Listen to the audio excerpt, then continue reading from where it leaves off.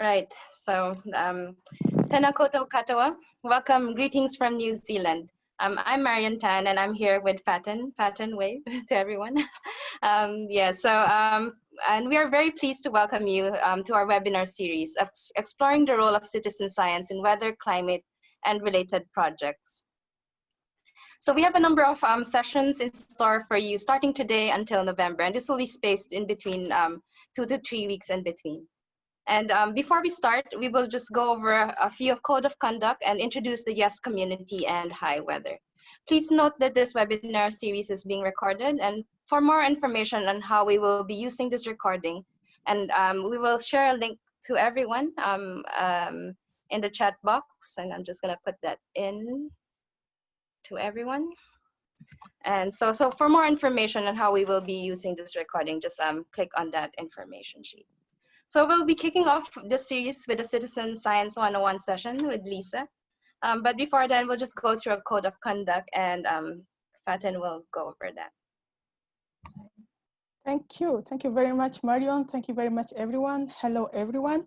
I'm Fatin from YESS Community. I'm very glad to have you all here today for the first edition of the webinar series on exploring the role of citizenship science in weather, climate, and related projects. And before moving to the talk of Mrs. Lisa McLaren, and also introducing this community, we here give you the term of conduct. So as you might see here, there are some rules. Just we need to respect to make this event successful. And also as a reminder, we will use the recording for the report that will be elaborated and shared soon. And also it will be uploaded to our YouTube.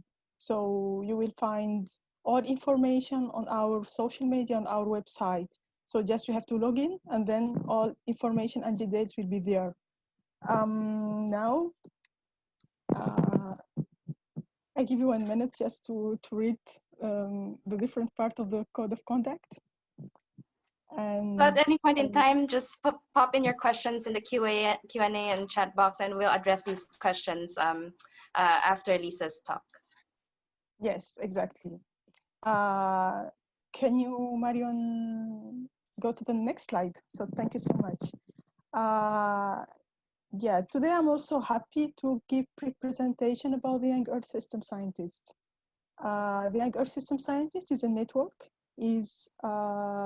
a network that unifies international and multidisciplinary early career scientist researcher in a powerful network, providing a voice for the bright and better future to serve the society. Marion can go next.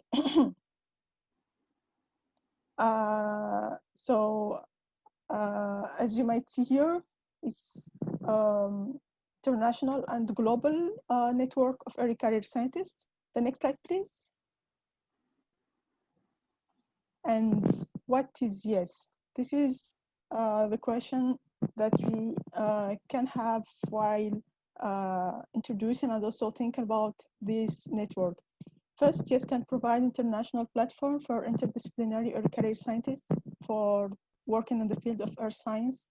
And second, we are organizing events, large conferences, online events. We are also having side events in international conferences.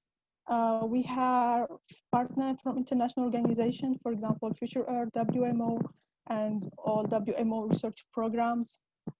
We create opportunities because the early career scientist researcher from YESS, they can be active in scientific related activities in global science community, and also while dealing with all the events, most of the events online, we are reducing the carbon footprint and elaborating a kind of interaction across the globe and cultures only with a fully online network.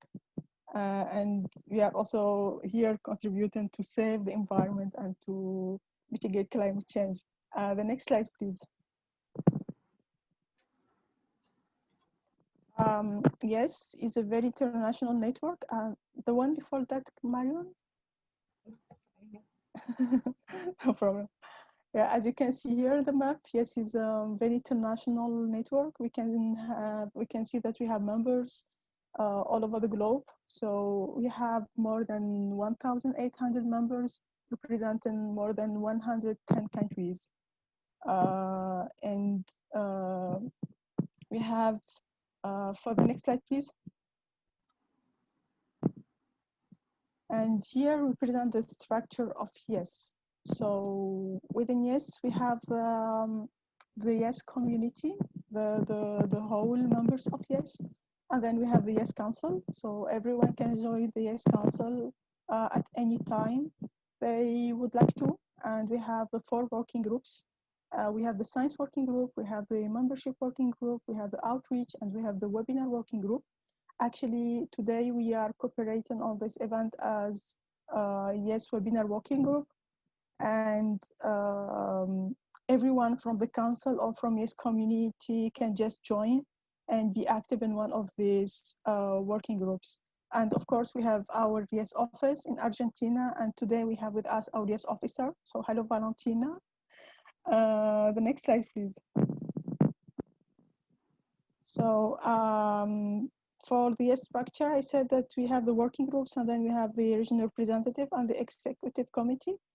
This is the executive committee for 2020-2021, and we have yearly election. It should be always in March or April, and the YESS Council can vote for the national representative of the executive committee. Here, for example, what we have this year as executive committee. The next slide, please. And here, what we have as regional representative, and you can see that YESS is really represented in almost everywhere in this world. And we have the regional representative who try to coordinate the regional activity there and reach out regional events and be represented in the regional events and so on. The next slide, please.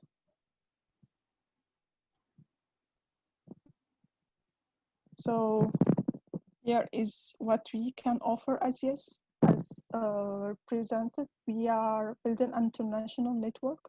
So we are bringing together early career scientists in the field of earth science. We are meeting people in international conferences during YESS events. And this is a good opportunities for networking and for maybe future collaboration. We help all our early career scientists with resources, and we try to build community, and we are also very connected to international organization, and we have international partner, and we have even YESS representing many of the international organization. For example, we have people in the research board of WMO, we have people represented in Future Earth and so on.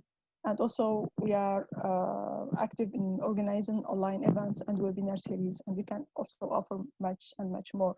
The next one, Mariam, please. So if you want to join us, please, you see here, that is the email. You can find all information about us on our Facebook, Twitter, or LinkedIn. And don't hesitate to write us questions or to contact us if you have any inquiries. And also on our website, you will find the opportunity to register and also to see all the opportunities I was talking about. And yeah, thank you so much. Thanks, Batan. And yeah, thanks again for the YESS community for partnering with us. So this is a partnership. This webinar series is a partnership between YESS community and the HIWeather project. So the HIWeather is a research project. It's a 10-year international research project by the WMO World Weather Research Program. And really, the objective of this research project is to advance the prediction of hazards resulting from urban flooding, disruptive winter weather, wildfires, localized extreme wind, which is what we're experiencing at the moment here in New Zealand in Wairarapa, and urban heat and air quality. So, thanks so much, and we're really happy with this partnership with the YESS community. So with climate change, we'll definitely see a lot of increase in these impacts, and then we definitely want to have more research in this space, and that's why the HIWeather research project was launched in 2015. So this HIWeather research project is co-chaired by David Johnston at Massey University and Brian Golding from the UK Met Office. And the research activities really focus on these 5 topics, which is processes and predictability, multi-scale forecasting, vulnerability and risk, communication, and evaluation.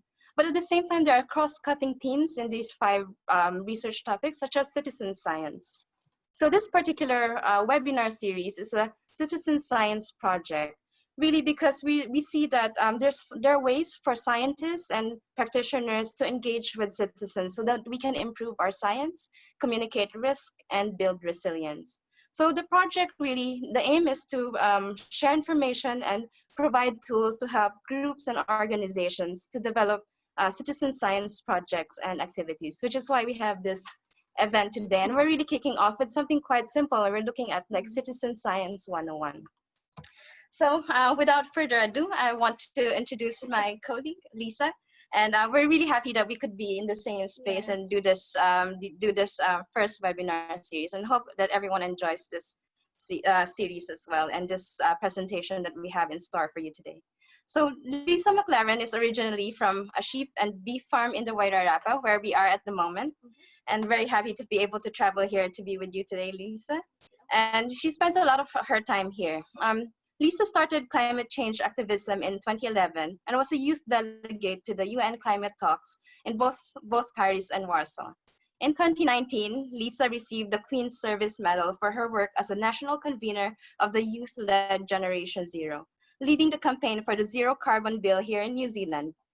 She has a master's degree from the Victoria University of Wellington, where she focused on environmental science and climate change education. Lisa worked for 4 years also in the local government with roles in resilience policy, community engagement, and emergency management.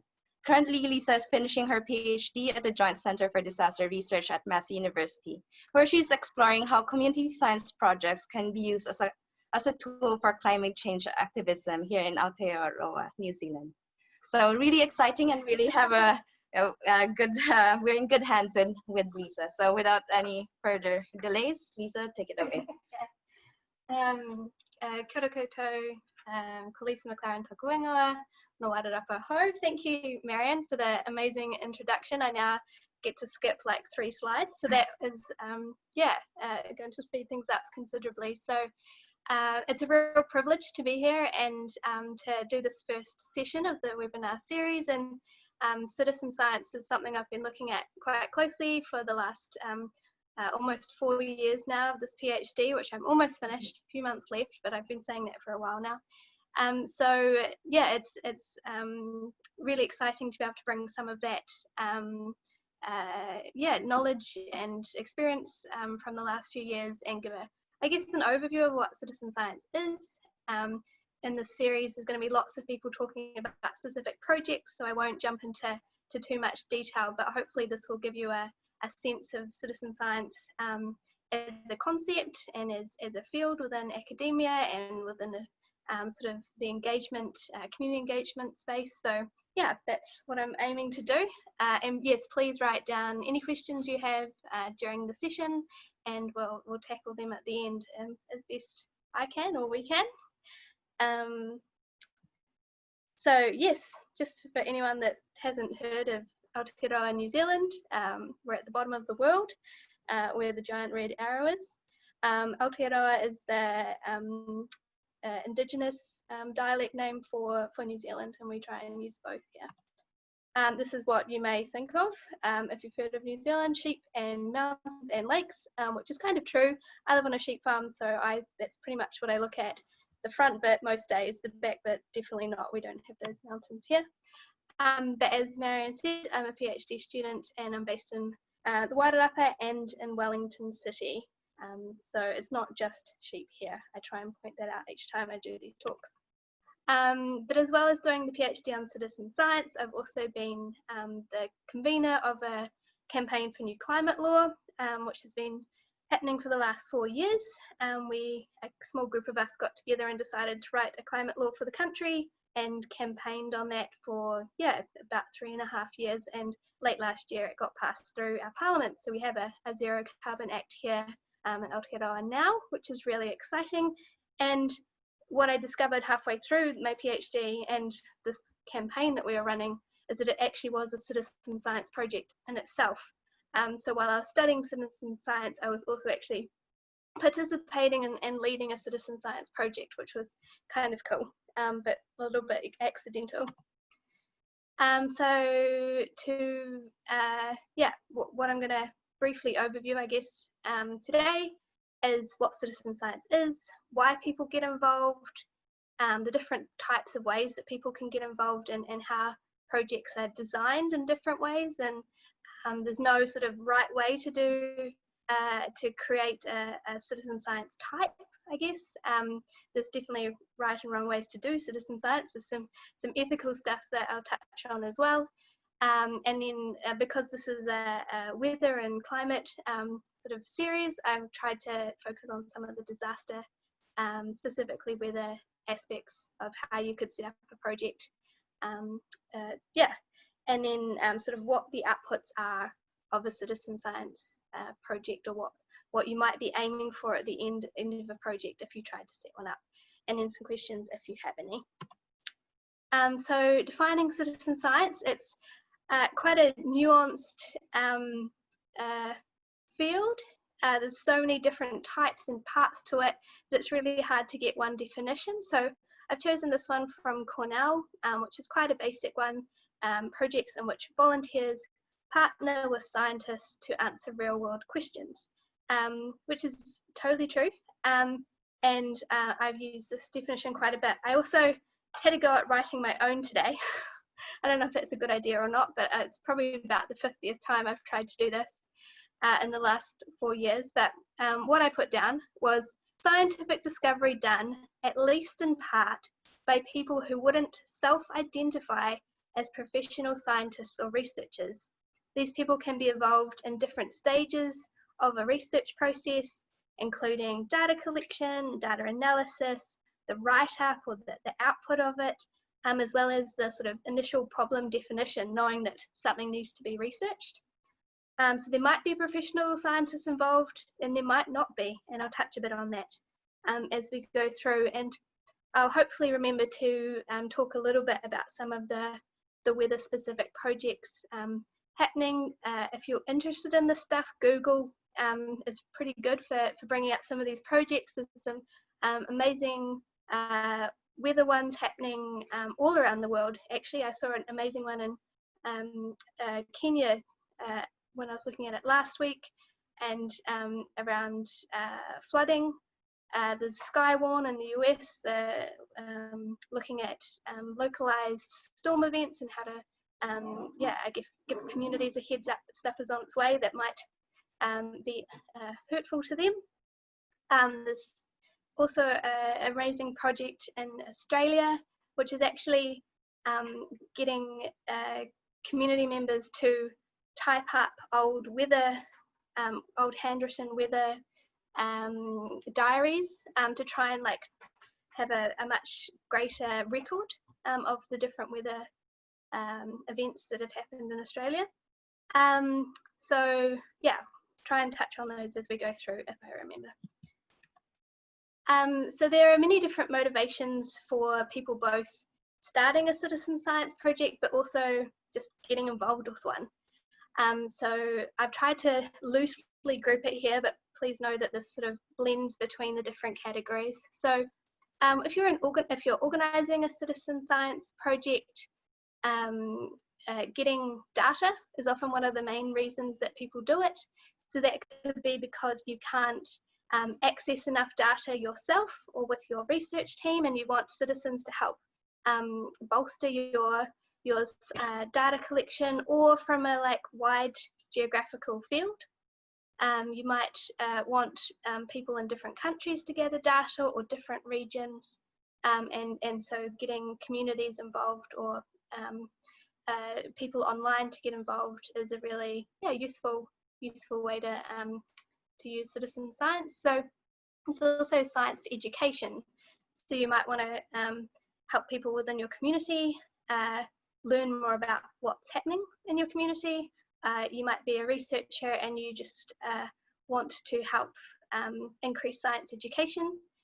So that can be, so the participation aspect of citizen science can be a really useful education tool. And thirdly, science for change. So whether that's changing laws, like what our project was doing, trying to create new climate law, or changing behaviours. It has some aspect of, you could call it activism, or advocacy, some sort of output you really sort of strongly aiming for.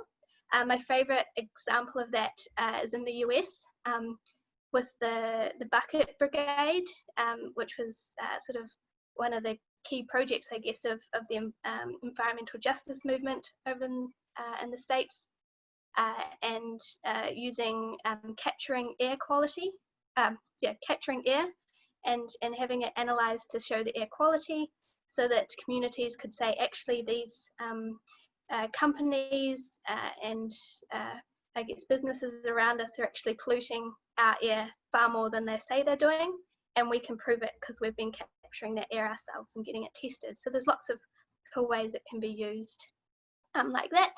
And for the participants, often it's just fun.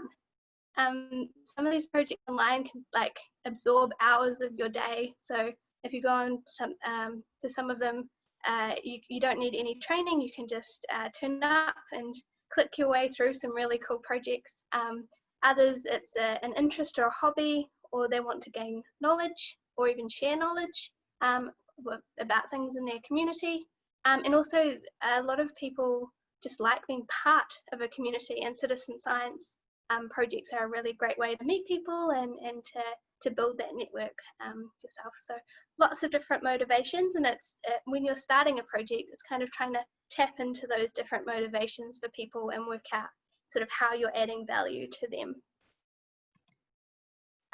So some of the reasons that I got involved with citizen science was my background in emergency management, had seen how getting communities talking about hazards in the area was really useful. So citizen science is a great way to really encourage people to think about hazards in the area. It's good at increasing the number of people that actually know that there are hazards in their community, especially in places like New Zealand, where we have every single hazard you can think of. We're very earthquake prone, tsunamis, volcanoes, storms, yeah, you name it. So trying to get community members sort of more aware of those hazards, but also then using citizen science to document how those hazards are impacting the community or could impact the community in the future is a really good output, I think, of it. So that was, I guess, my motivation for getting involved with it. So what I've got here, looking at participation type, which is kind of a weird way to say, like, when you design a project, you can design it so citizens can give you a bit of data, and then you can use that data. And then all the way down the other end of the spectrum is like citizens are actually starting the project, or they're working with a researcher really closely to go over what the problem is, how they're going to collect the data. It's much more participatory. So there's, this, I guess, a spectrum. And what I've tried to do with this diagram is put two of those spectrums together. So from contributing data, the scientist runs it, the citizen gives them data, right the way through collaboration, where there's a bit more sort of to and fro, and then the co-creation, where it's more of a genuine participatory process. And it's the same with the crowdsource, distributed intelligence, participatory and extreme. So it's none of these are better or worse than the other. It's collecting data for different purposes in different ways. But when you're starting a project, it's really good to be clear about what you're doing it for, and how you need to involve people in that process. So I thought I'd just give a super quick example to show that it doesn't have to be science or academia led in citizen science. Quite often communities will take the initiative, or people will take the initiative themselves and start collecting data. This is an example from the US. A guy called Billy the Hermit, or what he's been named, Billy the Hermit. He's quite famous, you could Google him within the citizen science world, he's famous, I should say. So he collected rainfall, snowfall, different tree, shrub, bird, animal, all the sort of data you could get outside his hut in the mountains. And scientists actually then saw his diaries that were going back decades, and they've used that data to show changes from climate change. And so that data is like actually like a really great record, really useful record to go towards climate science and to increase our knowledge of what's happening in that area. And then I was talking to my dad a couple of weeks ago, and I actually noticed similarities between Billy the Hermit and my dad. So I would like to introduce you to Neil the farmer. This is my dad, who has also collected data from his backyard for decades, but his is rainfall and soil temperature, which is super important components of farming. You need to know, is the grass going to grow, and is there rain that's going to help that, and soil that's warm enough that's going to help that. So he's actually wired up a New Zealand version of Billy the Hermit, and I'm hoping to be able to use his data to write up with him some of this work, because he can tell you what rainfall has done over the last few decades, where it's changed in different months, and where he's got 60% less rainfall in some parts of the year than normal, and you can track that change, and that's really useful stuff for climate change. So it's not just big research-led projects that are citizen science. It can be the backyard science just as much. I don't expect you to read all this stuff, but I thought I'd put it on there for if anyone wanted to look at it later. So when you're designing a project, there's heaps of different components to it, or considerations that you need to make. I've listed some of those on the left of the screen. So things like ethics, especially if you're doing this work from a research institute, a university, or other. You'll need to go through ethics with this. There's also ethics around sort of whose data are you wanting or taking. Is that appropriate? Do you have A, their permission, but B, do you have a relationship with that group, or do you need one for the type of project you're doing? There's just quite a few ethical considerations there. Things like scale, how big the project is. Do you have enough funding to have a project that big or not? Is your funding going to be continued for a fair amount of time? Or are you starting a project that you know in 6 months will finish? And if that's intentional, that's fine. Just making sure that you're setting yourself up and your communities, setting them up to succeed as well. Things like terminology and accessibility. Are your projects a place where lots of different people can join in? Is it very technical, or is it not very technical? With our climate law campaign or project, it was very technical. It was quite hard to join in for people, and that's something we really struggled with, is trying to make climate science accessible to people in a way that they could join in with the project. So it's being really aware about where, if you want to make a project, where that would fit, and trying to make it as inclusive as possible. Making sure if you're using technology that you've A, got the budget to do it in, and B, there's lots of different free types of software out there which you can use, which Marion could probably talk to far more than I can with her background in technology. So talk to Marion, find her on Twitter. And also, what are people getting out of this project if they join with you? So reciprocity rewards. It could just be fun. It could be an email thank you. It could be working with a project in China, where they've actually given like really amazing souvenirs to people that submitted data. So there's lots of different ways you can do it depending on your budget. But so I've just listed there some questions that you could ask yourself if this was something you wanted to do. And if it's disaster specific stuff you want to do, then there's even more considerations. So things like if you are going to do a project is the location of whatever that event is predictable or not? So with a volcano, it's quite predictable that the volcano is going to erupt where it stands. With things like earthquakes and flooding and cyclones, where they make landfall or where they flood, that's not always predictable, or especially not for a longer time frame. So same with event timing, is it a predictable event or not? And then what part of the sort of disaster world are you looking at? Are you wanting to help communities prepare? Are you wanting to capture data after an event? Are you looking at sort of longer term adaptation work? Yeah, there's lots of different I guess phases there that you have to think about.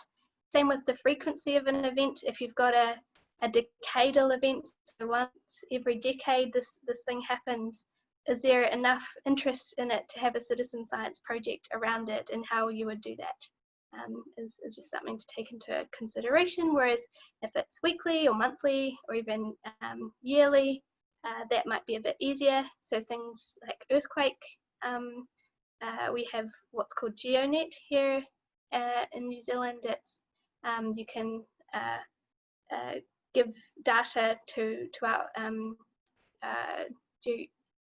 geological service, is that the word? Yeah.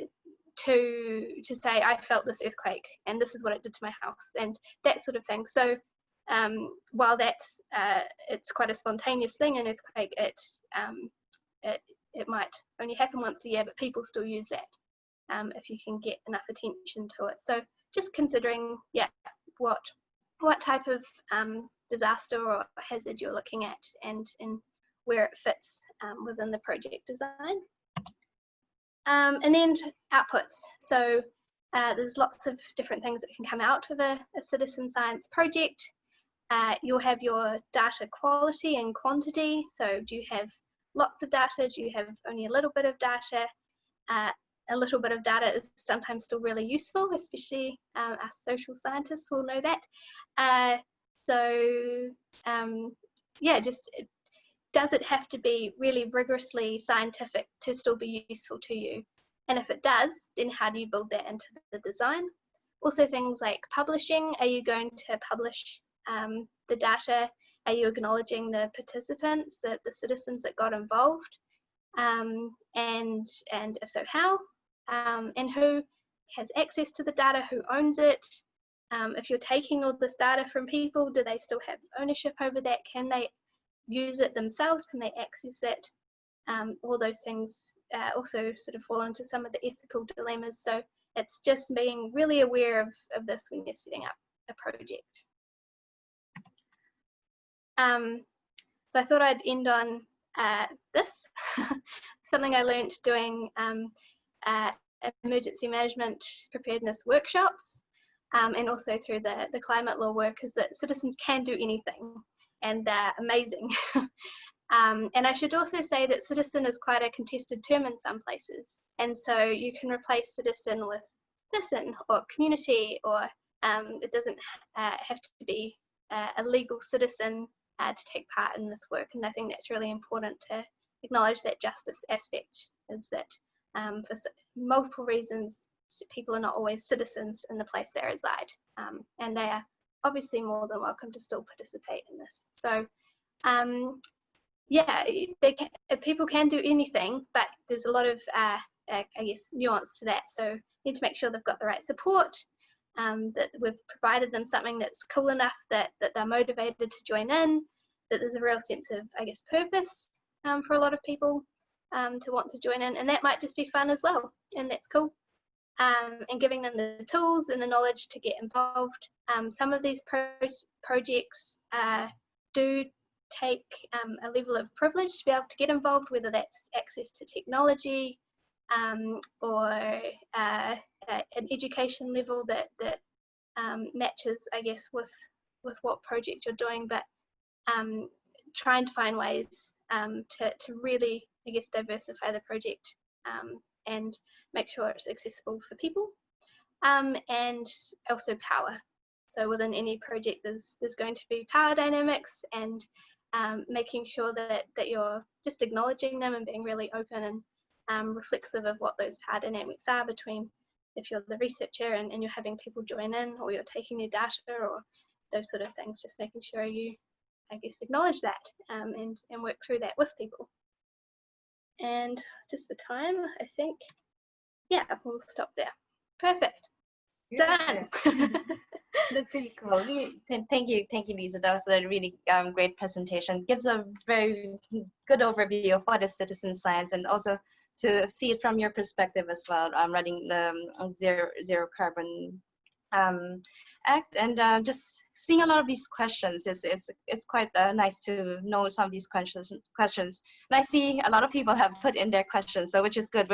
We'll get into that. But just coming from me, like, maybe is there something that you can advise, like young scientists? Because looking at this, it can be a little bit daunting, and especially like with, let's say, with what you did with the zero carbon bill. It might seem like it's something really big. Maybe some people don't have as much funding or so. Is there like an advice or some insight into, like, if you want to start a citizen science project, is like maybe some words of encouragement to our participants? Absolutely. I guess to take the Zero Carbon Act as an example, we started it with no budget and ended it with no budget, apart from crowdfunding a website for it and a few donations for meetings around the country. So don't let budget get in the way. Just make sure your expectations, I guess, of what it could be sort of reflect your budget. So don't, if you don't have the budget, don't expect high tech, but low tech is just as good. And in our case, I think it was better because sometimes the on the ground community approach, it just seems to have, it connects with people, I think, in an easier way. It's maybe not quite as intimidating. For us, we're a bunch of youngish people, youth adjacent now in my case, that were just trying to write this law, and we had no experience in it, and we're just giving it a go, and so that was quite disarming. So I guess the main advice I would have is form a team, because collaboration is key, whether it's in research or in other aspects. So definitely find some people that are interested in what you're interested in. Take to social media to find them if you have to, or join local groups, and just have a go. And if you fail, then that's okay. You just learn and start again. We failed heaps during our campaign. Do a whole Zoom on that. Maybe need another session for that one. How to fail well.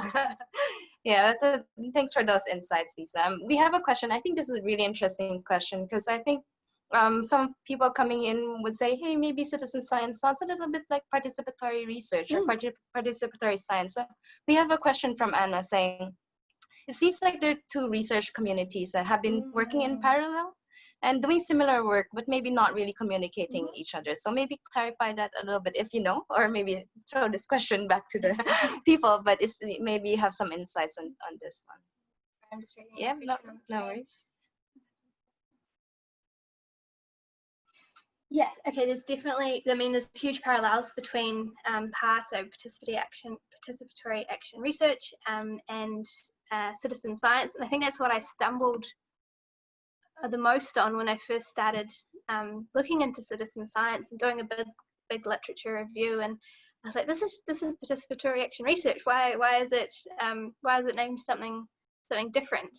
And I guess the main thing I've learned around that is that because citizen science is on such a broad spectrum, that the more participatory side is sort of one, I guess, half of that, and then the more contribution side, the talk to the typology earlier, is much less participatory and doesn't fit with a lot of the ideals of PAR or participatory action research. So I think I wish the communities would talk more. I think it's getting better, and when I was at the Citizen Science US conference a little while ago, or a few years ago now actually, there was quite a bit of talk about those, both the distinctions between the two fields, but also how they're now coming together. So I think it is getting better. It's just, I guess, who you talk to in the field, and also the labels.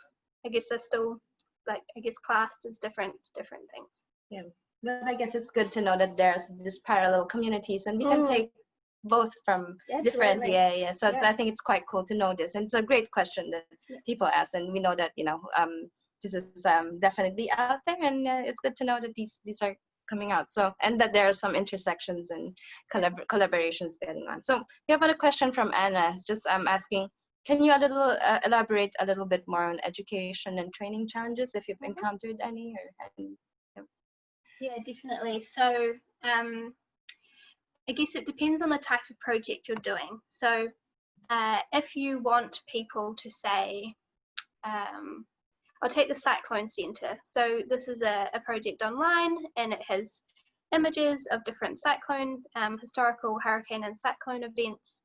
And there's not much training needed. You just go through and you click on things depending on whether specific things are in the photographs or not. And there's thousands of projects like this around the world on different things, from can you see a lion on this image or not, tracking wildlife distribution, and there's check out the Zooniverse website. There's thousands. So with that,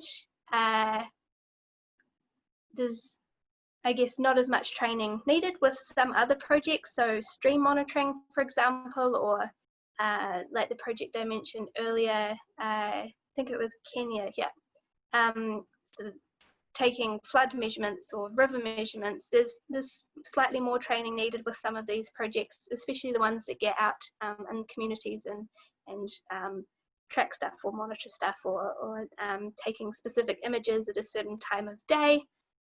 That's you need the resources to be able to do the training, whether it's paid or not. It's still someone's time, which is valuable to them. You also, if you can't get to all the different places where you want data from, you might need to set something up online, like a PDF on how to do a certain thing, or you might do a Zoom call or a webinar like this to explain it. So there's just you need to have the capacity within your research team to set aside some time to create these training resources, to then allow the citizens to do their part effectively, especially if you want really rigorous data. Training and education is very, very much key if you want very scientifically sort of rigorous data. Yeah, I guess this is why I think I quite like the matrix that you showed earlier, because I guess it is something that when I guess we start citizen science projects, you have to think about how do you want the participation to be, and maybe when people are starting these citizen science projects, to also think about how much training is needed and so on. So I think those questions that you asked, that you put up in the PowerPoint earlier, it's really good questions to start with, and so thanks for sharing those. And I think Lisa's quite happy to share some of the slides, and we'll make that available to people. So yeah, really great question. So we have another question here from Patrick. So it's a little bit more, do you think more citizen science project is an efficient way to build more trust for science and scientists in the society?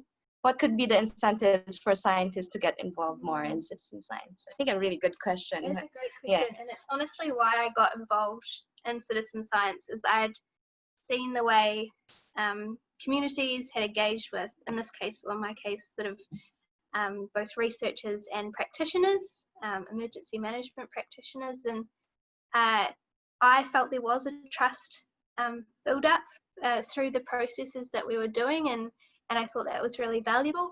I know there is some research that actually says it doesn't increase trust. So I think there's still a lot of research work to do in this space to see what types of projects build trust, and how we can then capture that and include it more in other projects, especially if trust is one of the outputs that you want. So I think it's valuable, I just think it all depends on how you do it and who's engaged with your project. Initially I was like, oh, I'll just get all the climate deniers in a room, we'll do some projects around sea level rise, and by the end of it they'll all be like on board and we'll have this great community plan. And slowly started to dawn on me that actually just getting them in the room is probably not ideal. Well, it's probably just not going to happen. And so it is about where people are at when you're trying to build that trust with them. And if you need a lot more baby steps before that, I know here in New Zealand we needed a lot more like climate change education, because we're starting with pretty limited, and we had a lot of climate deniers for the last decade. So it's where you're starting from with that trust. But yes, I think it is efficient. It just how you do it. Yeah, a really interesting question on trust. And I guess on the flip side, which is a great question, Leeway, from Osama. So on the flip side, will research from citizen science really recognized by the government, or officials recognized by the community of research publication?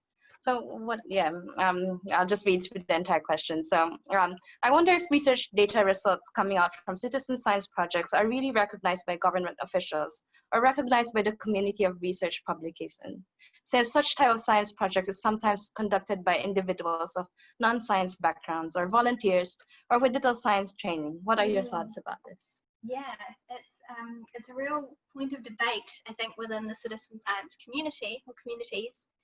Around recognition of data quality and of validity within the projects. So I think, yeah, it depends on your government. And we see governments today that don't recognise science at all anyway, which is a pity. And I won't go too much into that. That's my activist hat on. But if you have a government or a local government who is willing to look at scientific evidence, there are studies that show that if you can prove your methods are sound, whether it's a volunteer or not, people will generally tend to take it on board. But it doesn't mean they'll necessarily use that evidence within their reporting, or there's often kind of a, yes, we believe you, or yes, we've seen your data, but sorry, we can't use it officially because it was done by volunteers. And that's sort of the tricky part at the moment, is getting more officials to recognise citizen collected data or citizen analysed data as more valid. And it's not going to be an easy process, I think. And then I think it goes back to you or your project or that community to say, well, actually, it doesn't matter if the government thinks it or not. We're going to use this data in another way and challenge them by law, or do something else with it if they're not going to use it. We'll figure out how to, I guess. Yeah. If that's a possibility in your country. And I know in many countries it's not.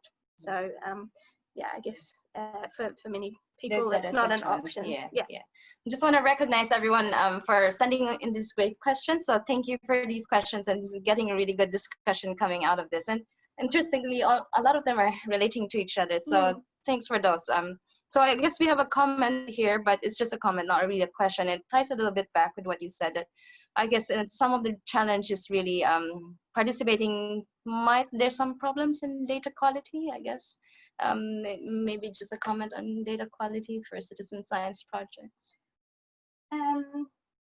Yeah, I guess I'm a social scientist, like quite a qualitative social scientist, and so my view on what data quality is might be different to many other citizen scientists. So take all of the stuff I say with a grain of salt.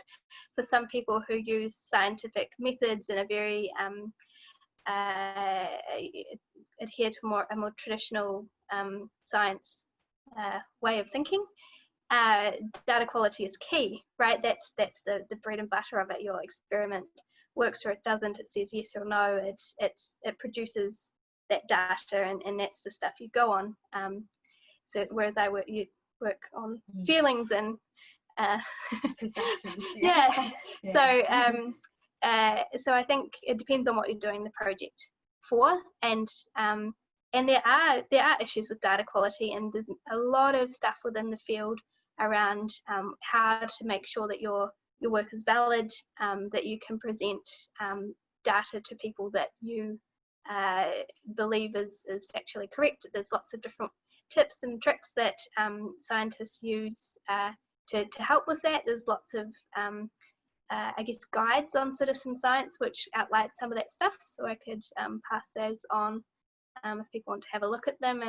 And they often there'll be a sort of a middle person between the citizens giving the data and the output, so there's someone there to check, I guess, whether the data is valid or not. But that also takes a lot of time and people's capacity. So yeah, it's a bit tricky, and all depends on your project. Yeah, I guess that's right. I guess it depends on the science that you're involved in. And probably just want to interject a little bit that there's actually a lot of guidance out there depending on your field. So it's actually quite good to start looking at these things. Is maybe there's some way that your area of science has kind of worked this way through how to make sure your data quality is quite rigorous. So yeah, so there's a lot of resources available for sure. So we have a question from Martin, and it's just like, do you know any magic tricks? Magic tricks on how to continue citizen science projects after funding has dried up, I guess. Yeah, I wish I did. This was something that I really stressed about actually at the start of my PhD. I was looking at how I could help start a citizen science project or join in with one, but I was coming to it as a PhD student with barely no research budget essentially, and also no guarantee that I'd then be able to work with that community afterwards. There was no guarantee of an academic job, or I didn't know where I would be in the world, and so no, sorry, I wish I knew. And I guess it depends on the way you get funding in your country anyway, and how that's distributed between different universities or research groups. Finding people who know people, it's all about networking, right? So making sure to try and join in with people that are successful at getting funding probably would help. But if there's ways that the project can be done quite cheaply, like on a small budget, then that will help you continue it afterwards. And maybe the community will, or the group, or the community of practice, so whether it's an online community, they might like it so much that they just keep doing it anyway, if it's something fun enough. But that is funding in academia. No, we wish we all know the magic trick to that. Yeah, so I think we're coming up almost nearing the wrapping up a session, but I think we have a follow-up question from Anna, and this is, I guess, relating to education and training, and we might end up with this question, and we'll wrap up from there. So working with natural scientists, the issue of training is coming back and again all the time, and their problem is that they might have raised that people are not educated enough, not trained enough. Should they be, and can they be? And some insights to that. Yes, quickly. I always challenge that with just because they're not educated within your particular field or your Western paradigm or whatever, doesn't mean that they're uneducated. They just might know different stuff to you. And we see that a lot within the difference between Western science and Indigenous knowledge, Indigenous science, sort of what's treated as proper science. So generally, if you're doing the training right, then people should be able to follow it. If they can't follow a process, then it's probably on your training or your instructions. And it might be on their interest levels. If something's too complicated, why would they want to be involved unless they're super dedicated to a particular topic? So I would, I would put it back on a researcher and say, if you can't eloquently describe a process in a simple enough way that's engaging, then that's on you. But that would be me.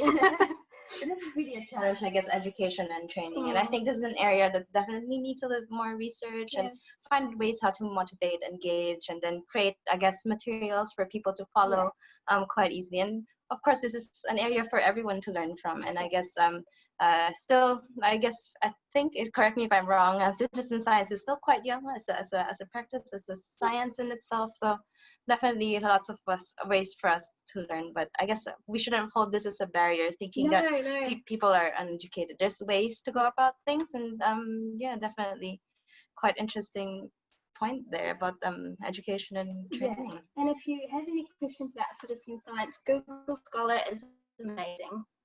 You can pretty much just type in what you want to know, and someone's probably done research on it within the field. And if not, it sounds like a good research topic.